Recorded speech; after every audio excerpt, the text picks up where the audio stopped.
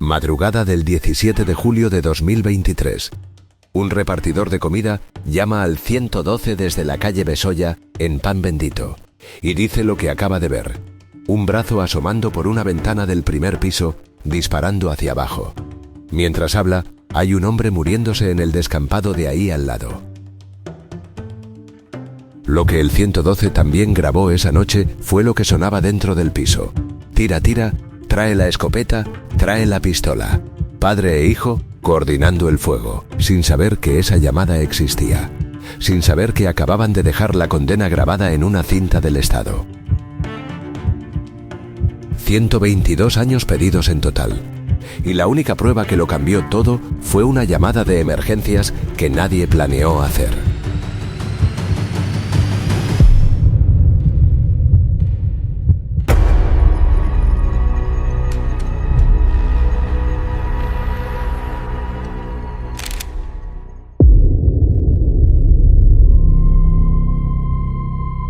Esa noche en la calle Besolla, un hombre intentó correr y no llegó ni 10 metros.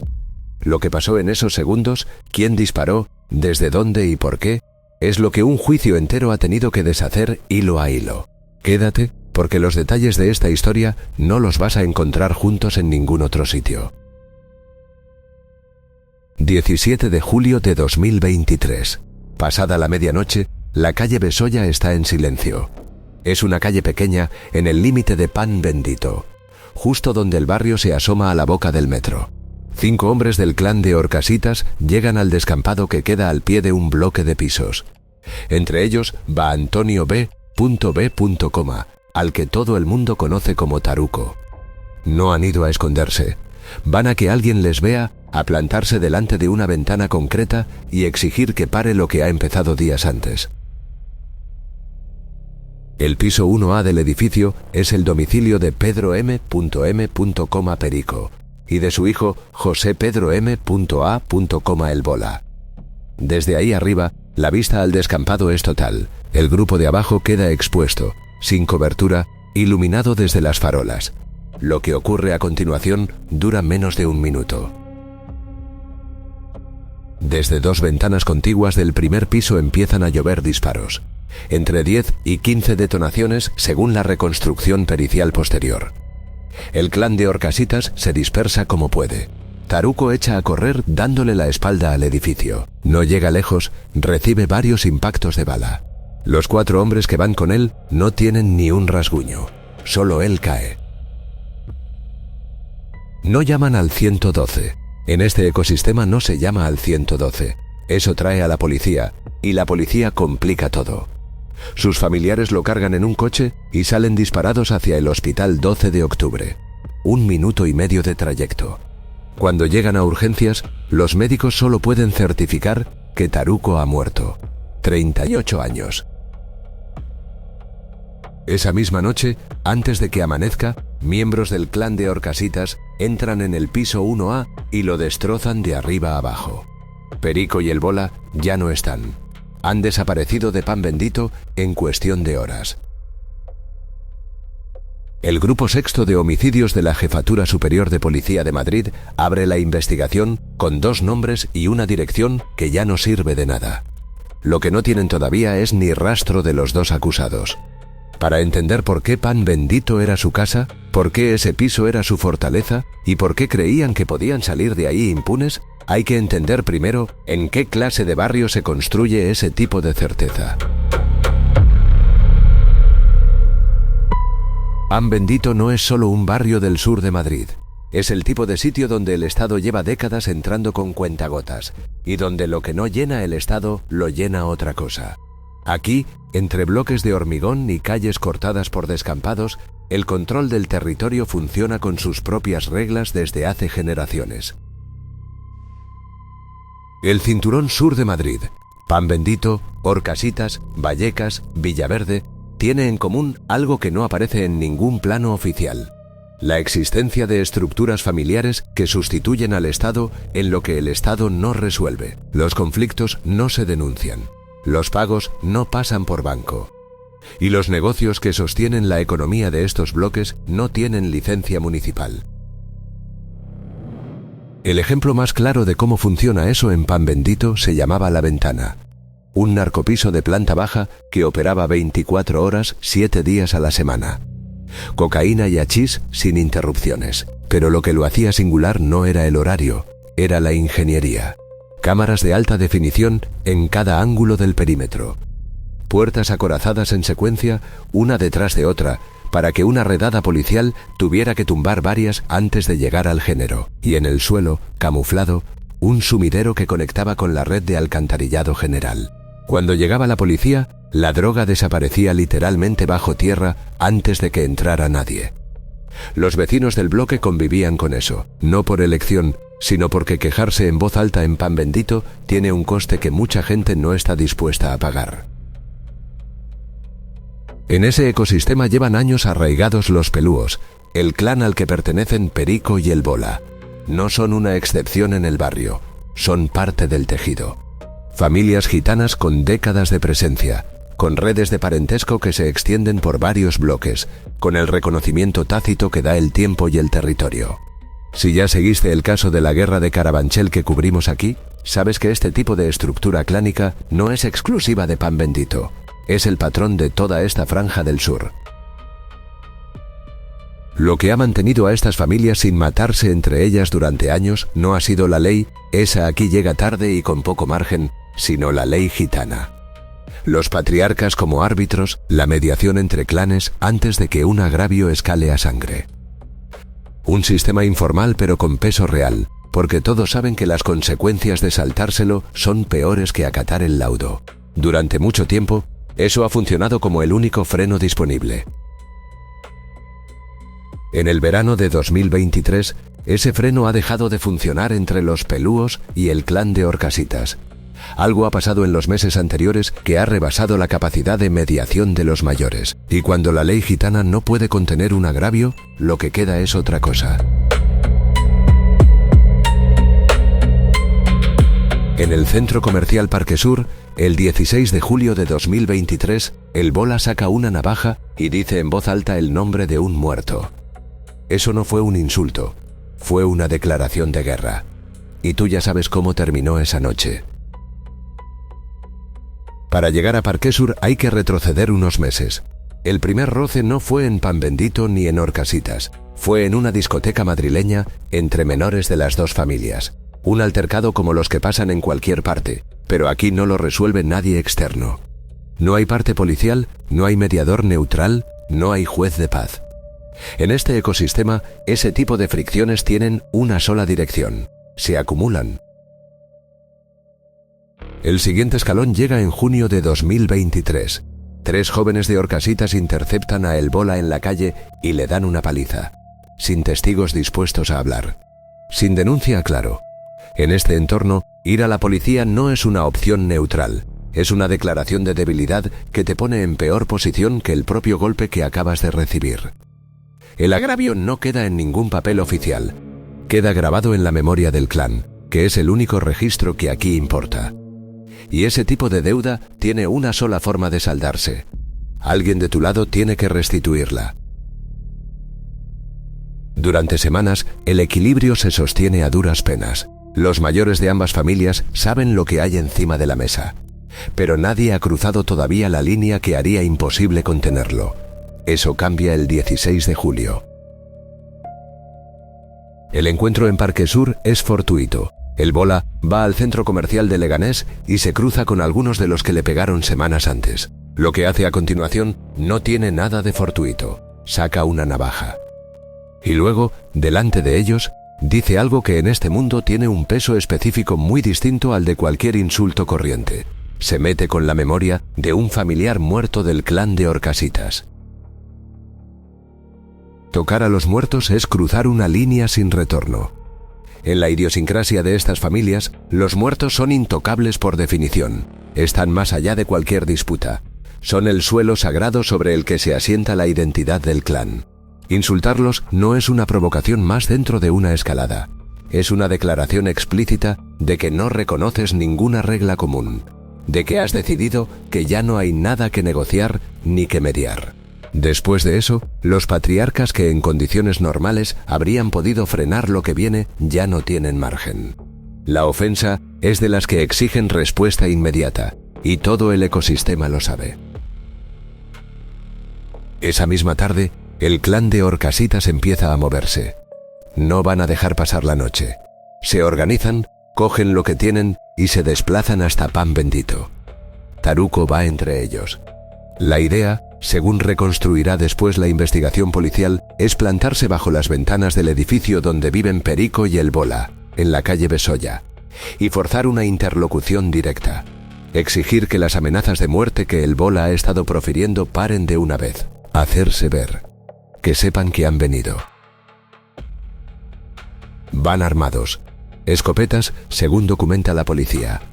En este tipo de visitas, ir sin nada encima sería presentarse en debilidad, y la debilidad aquí se paga cara. Pero el plan, en la medida en que hay uno, sigue siendo confrontación, no ejecución.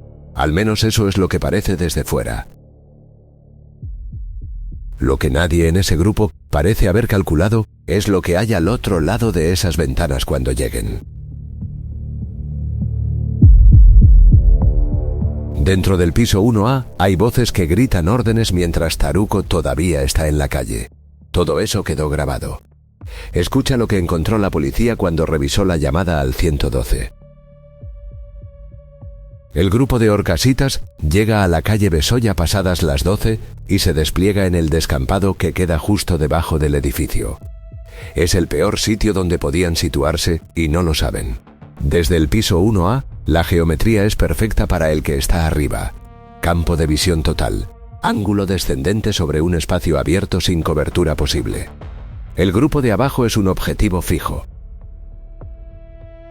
Perico y el Bola no salen a negociar. Lo que hacen es ir a buscar las armas. Un revólver, una pistola y en algún momento del caos alguien menciona una escopeta. Sin licencia, sin papeles, sin nada. Ese armamento llevaba tiempo en ese piso. Se posicionan en dos ventanas contiguas del primer piso y abren fuego hacia abajo. Entre 10 y 15 detonaciones. El grupo del descampado no tiene dónde meterse. Taruko echa a correr dándole la espalda al edificio. Es el movimiento instintivo, el único posible. Y es exactamente en ese momento cuando lo alcanzan. Varios impactos. La trayectoria de los proyectiles es forzosamente descendente. Salen de un piso elevado, caen sobre una persona que está en la acera. Eso es lo que explica que los impactos entren por la espalda. Los 4 hombres que van con él salen del descampado sin un rasguño. Mientras eso pasa en la calle, dentro del piso alguien marca el 112. No está claro si es un error, si es alguien que se asusta, si es un intento de conseguir algo. Lo que importa es lo que graba el sistema automatizado al otro lado de la línea. Voces bajo estrés extremo, órdenes en tiempo real. Tira, tira, trae la escopeta, trae la pistola. El operador del 112 escucha eso, el sistema lo guarda. Nadie en el piso 1A sabe que esa grabación existe. Perico y el Bola abandonan Pan Bendito antes de que llegue la policía. No esperan a ver qué pasa, no recogen nada. Saben que el clan de Horcasitas sabe exactamente dónde viven y saben que lo que acaban de hacer exige una respuesta inmediata. El tiempo que tienen para cruzar los límites de la Comunidad de Madrid se mide en minutos, no en horas. El Grupo Sexto de Homicidios de Madrid despliega el operativo esa misma madrugada. Los nombres de los 2 sospechosos los tienen desde el principio. En Pan Bendito no hay misterio sobre quién vive en el piso 1A. Lo que no tienen es ni una sola pista de dónde están ahora mismo. Y así van a seguir durante 6 meses.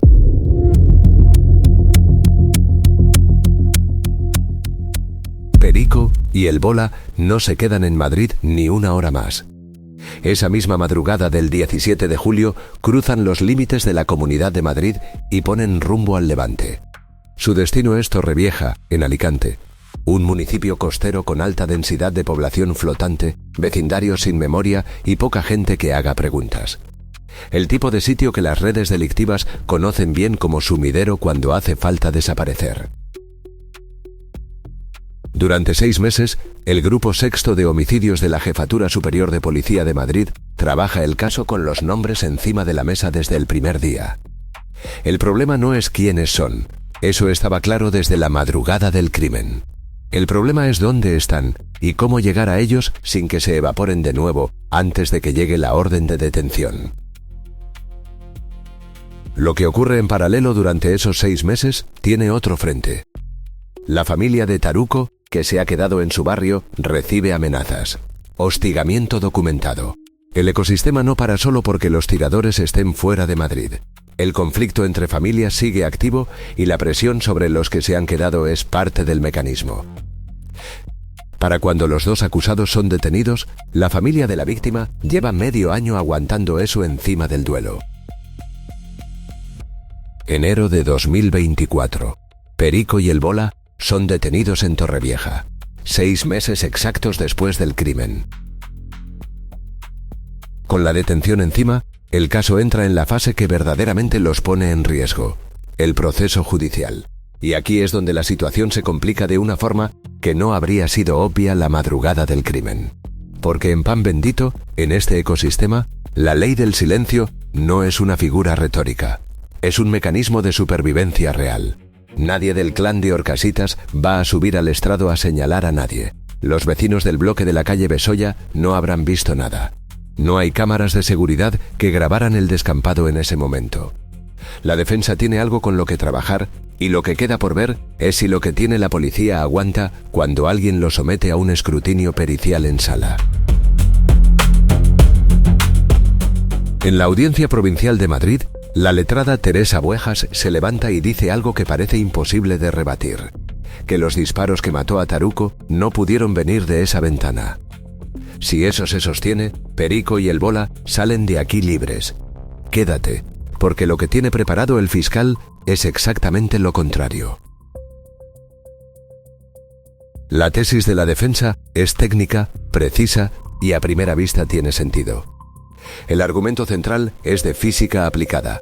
Si el tirador está en el primer piso de un edificio y la víctima está de pie en la acera de abajo, la trayectoria del proyectil tiene que ser forzosamente descendente. Pero los informes forenses recogen que los impactos que mató a Taruco entraron por la escápula, la espalda y salieron por el cuello. Teresa Bueyes sostiene que esa trayectoria no cuadra con un disparo que venga de arriba hacia abajo sobre una persona en bipedestación. El ángulo no doña. Lo que sí daría, según la defensa, es un proyectil que viaja en horizontal, es decir, un disparo efectuado desde la calle al mismo nivel que la víctima. La conclusión que se sigue de ahí es la que hace el trabajo real para la defensa. Si el tiro no vino de la ventana, vino del suelo. Y si vino del suelo, vino del propio grupo de Orcasitas.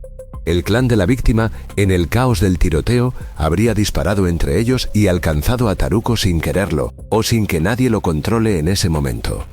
Los testigos de cargo potenciales son los propios acompañantes de Taruco esa noche. Y la defensa sabe perfectamente que ninguno de ellos va a subir al estrado a reconocer que llevaban escopetas y que en el descampado también hubo fuego cruzado horizontal. Aquí es donde la coartada encuentra su terreno más fértil, porque no depende solo del argumento balístico. Depende de algo que Pan Bendito lleva décadas garantizando: el silencio.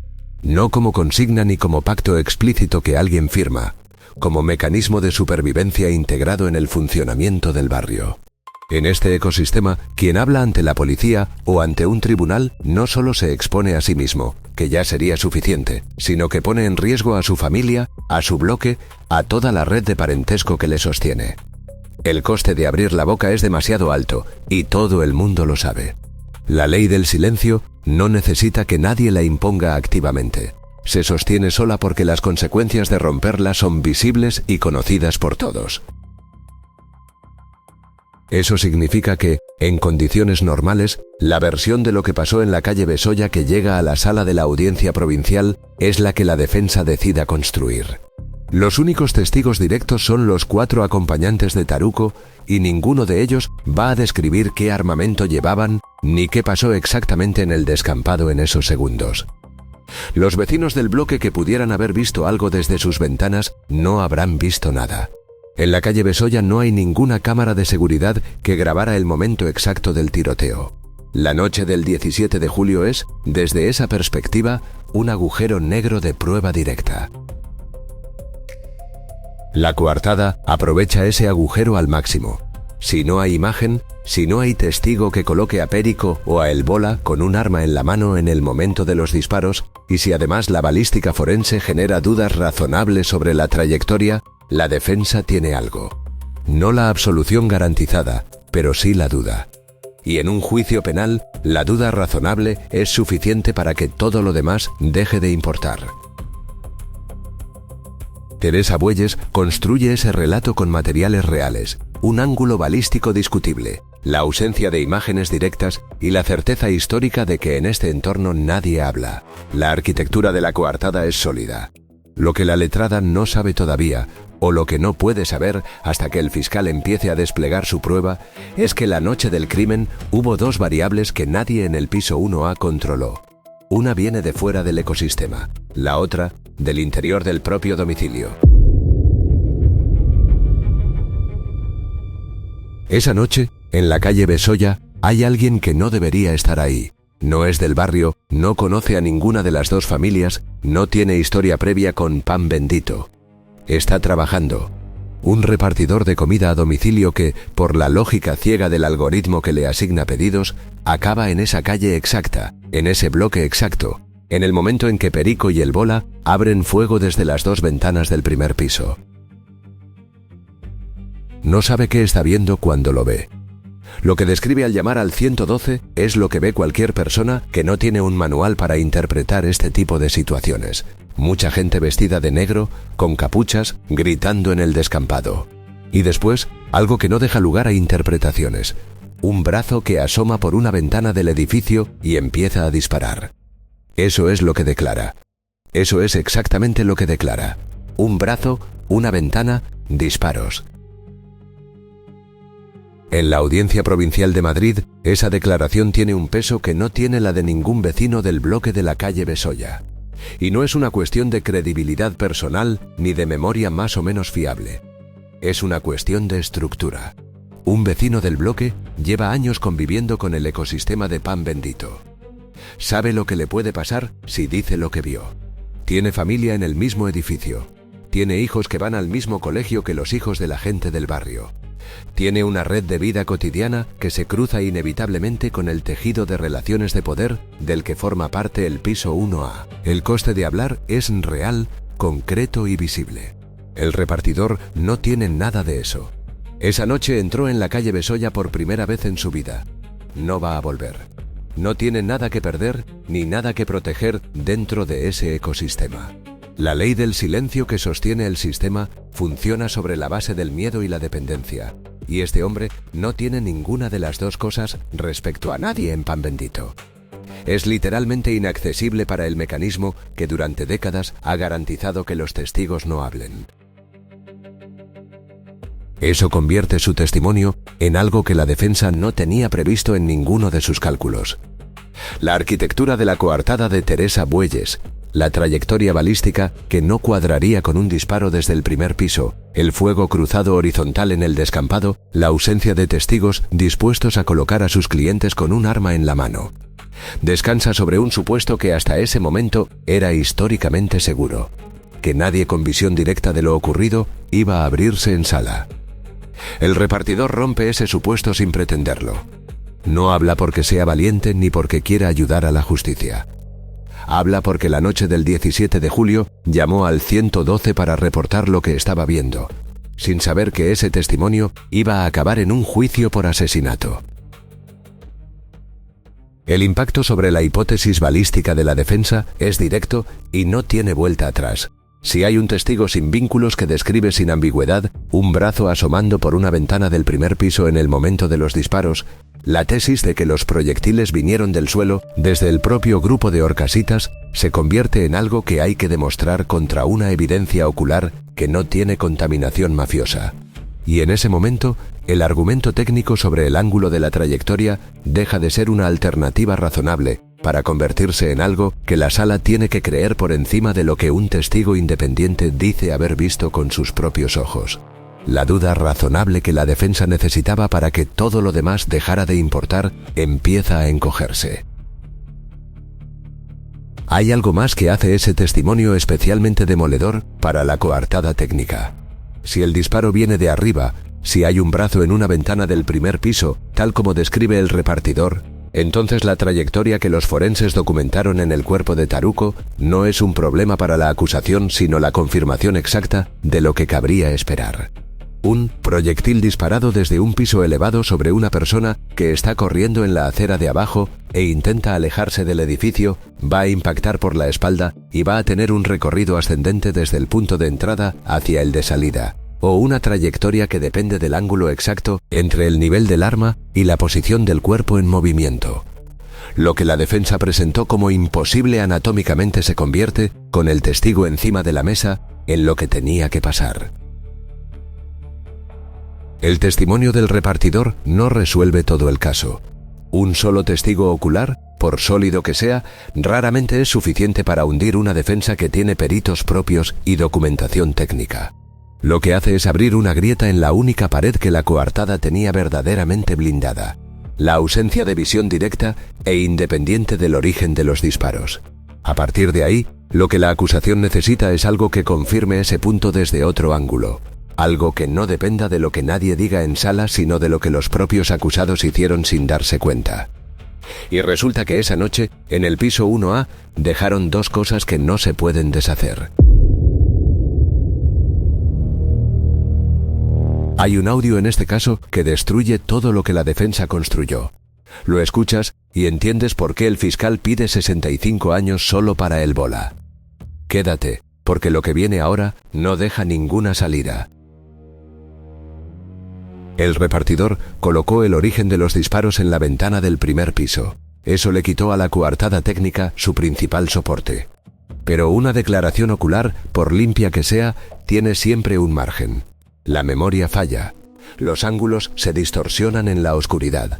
Un abogado hábil puede sembrar dudas sobre lo que alguien cree haber visto en el caos de una noche con gritos y detonaciones. La defensa sabe trabajar con ese margen. Lo que no puede hacer nada con un audio es negarlo. Esa noche, desde el interior del piso 1A, alguien marcó el 112 mientras el tiroteo todavía estaba en curso. No está documentado quién lo hizo ni por qué. Puede que fuera un error de pánico, puede que alguien buscara algo, puede que la llamada se iniciara sin querer en el caos.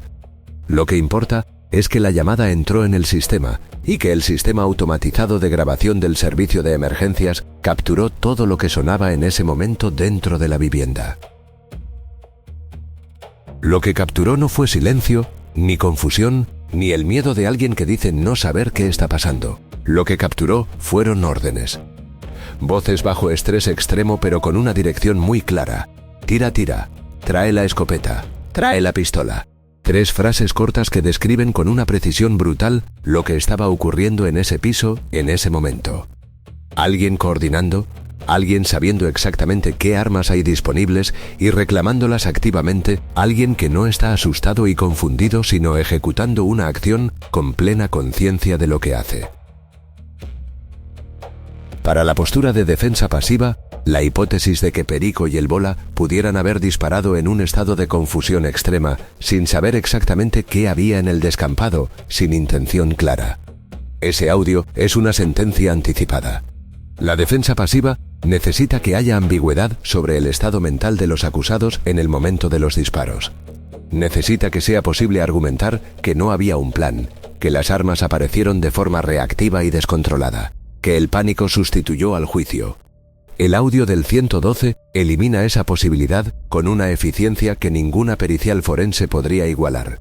Son las propias voces del piso, en tiempo real, reclamando armamento específico y coordinando el fuego. Eso no es pánico, eso es intención. Pero hay una tercera grieta, y esta no viene de ningún testigo ni de ninguna grabación externa. Viene de los propios cuerpos de Perico y el bola, y es la que certifica la conexión física directa e incontestable entre sus manos y las armas con las que murió Taruko. Cuando la policía científica los analiza después de la detención en Torrevieja, 6 meses después del crimen, encuentra en la epidermis de sus manos residuos de deflagración, pólvora y derivados del fulminante. Son los compuestos químicos que se depositan en la piel de quien acciona un arma de fuego en el momento del disparo. No se transfieren por contacto con una persona que haya disparado. No aparecen por proximidad al tiroteo. No los puede haber dejado ninguna otra actividad. Son la firma química de haber apretado un gatillo. La clave de lo que eso significa en este caso es el tiempo. 6 meses. Perico y el Bola tuvieron 6 meses entre el crimen y la detención para hacer desaparecer ese rastro. No es una ventana de horas ni de días, es medio año. El protocolo para eliminar residuos de deflagración de la piel no es complicado ni requiere acceso a ningún material especial. Es algo que cualquier persona con conocimiento básico del proceso realiza de forma rutinaria si sabe que esos residuos existen y que son detectables. Ellos no lo hicieron.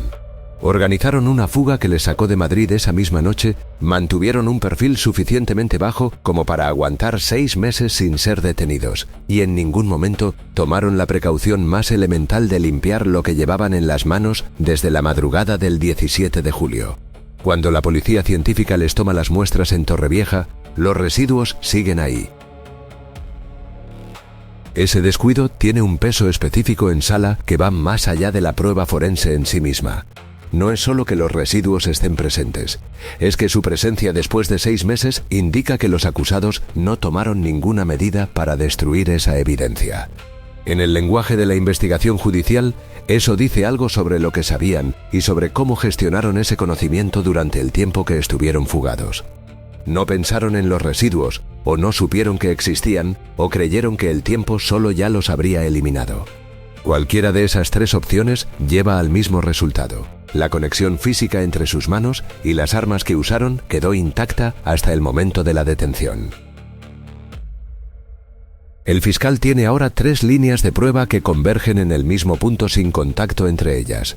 Un testigo civil que describe visualmente el disparo desde la ventana, sin vínculos con ninguno de los 2 clanes y sin ninguna razón para mentir.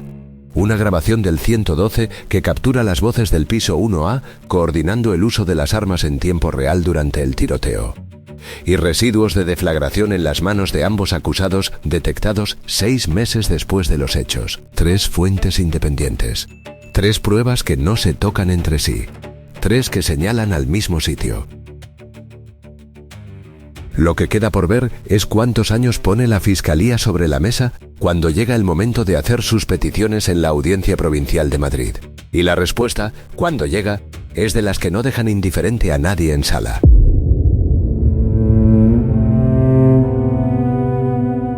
Abril de 2026. La Fiscalía pone 65 años sobre la mesa solo para el Bola. Solo para él. El número que estás a punto de escuchar no tiene precedente en este barrio.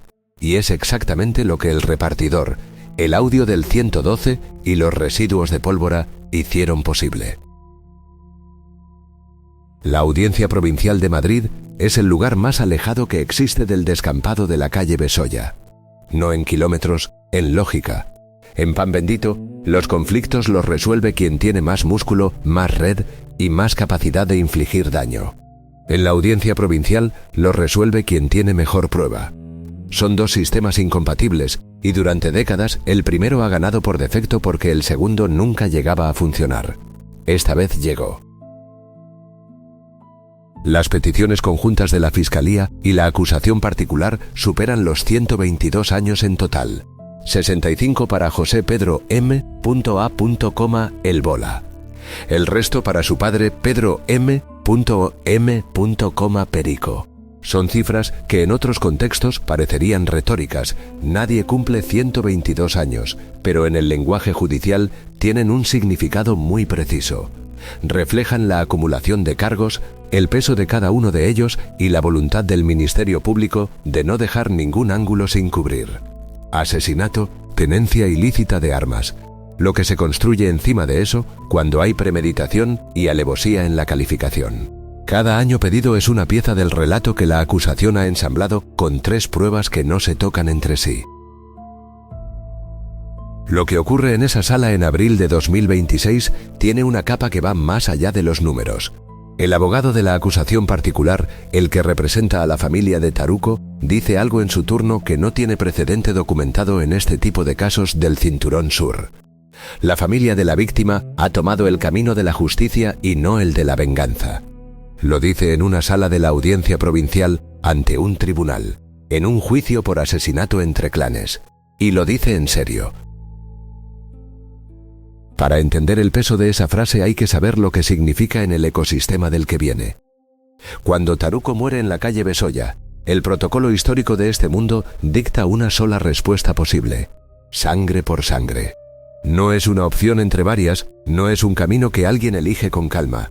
Es lo que el sistema exige, lo que la estructura clánica presupone, lo que la memoria del muerto reclama según las reglas no escritas que gobiernan estos barrios desde hace generaciones.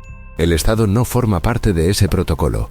El Estado es el que llega tarde, el que pide papeles, el que no entiende lo que ha pasado ni a quién le ha pasado. Recurrir al Estado, en lugar de recurrir a la represalia directa, es, en términos de ese sistema, una renuncia.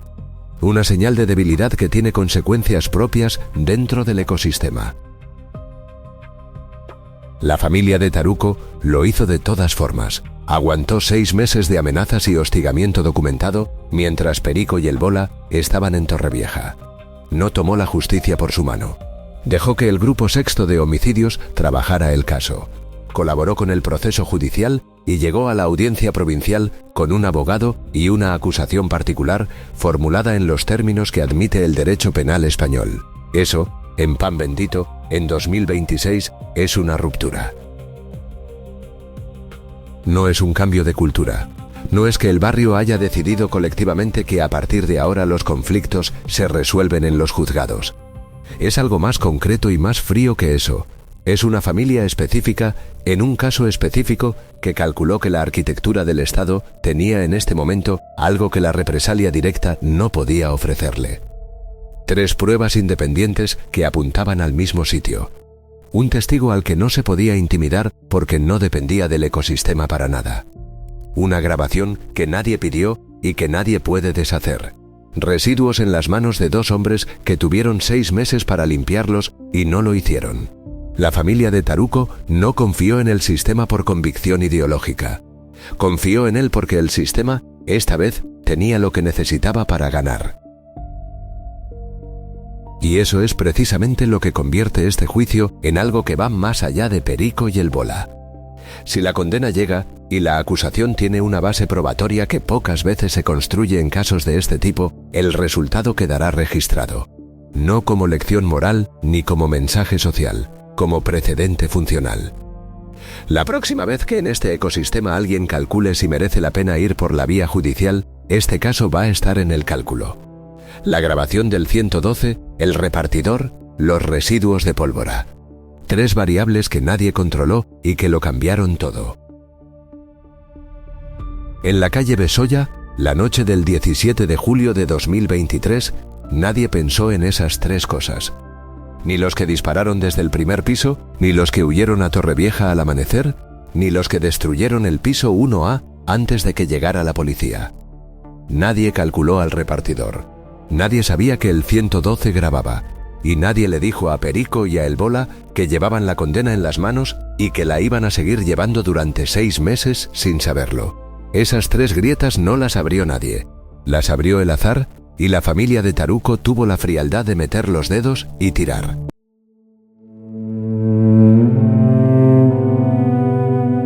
El juicio de la Audiencia Provincial de Madrid no cambia pan bendito. Lo que ocurre en esa sala en abril de 2026 es real y tiene peso, pero la calle Besoya sigue siendo la calle Besoya cuando el juicio termina. El ecosistema que hizo posible el crimen, los narcopisos, las jerarquías clánicas, la economía sumergida que sostiene bloques enteros del Cinturón Sur, no se desmonta porque un fiscal haya pedido 65 años para un hombre de ese barrio. Eso no es lo que hacen los juicios. Lo que hacen los juicios es procesar individuos. El territorio continúa. Para entender en qué medida continúa, basta mirar lo que ocurre a 20 minutos en coche de la calle Besoya. La Cañada Real Galiana, en el sector de Valdemingómez, lleva décadas funcionando como el nodo central del narcotráfico del sur de Madrid. Ahí han operado históricamente los megaclanes conocidos como los Kikos y los Gordos, estructuras familiares con capacidad de mover volúmenes de droga que ningún narcopiso de pan bendito podría sostener solo. Los Gordos, liderados por Juan José H.R. y Adela M.G., llegaron a reportar márgenes estimados de 30.000 euros semanales. Escondían el dinero en dobles fondos de coches y electrodomésticos. 20 miembros de la red fueron condenados en primera instancia por la Audiencia Provincial. 19 años de cárcel para los patriarcas, 800.000 euros de multa. Después llegó el Tribunal Supremo. Y aquí es donde el sistema muestra su otra cara. El Supremo revisó el caso de los Gordos y llegó a una conclusión que recorre todo el ecosistema del Cinturón Sur como una señal de funcionamiento. El clan operaba territorialmente confinado a la Cañada Real, sin estructuras avanzadas de blanqueo a gran escala, sin proyección internacional, sin la sofisticación organizativa que exige la agravante de organización criminal en el derecho penal español. Lo que había, según el Supremo, era un grupo de menudeo, una banda de venta al por menor. La diferencia entre esas dos categorías legales no es semántica. Es la diferencia entre 19 años de cárcel y 12 años y 7 meses.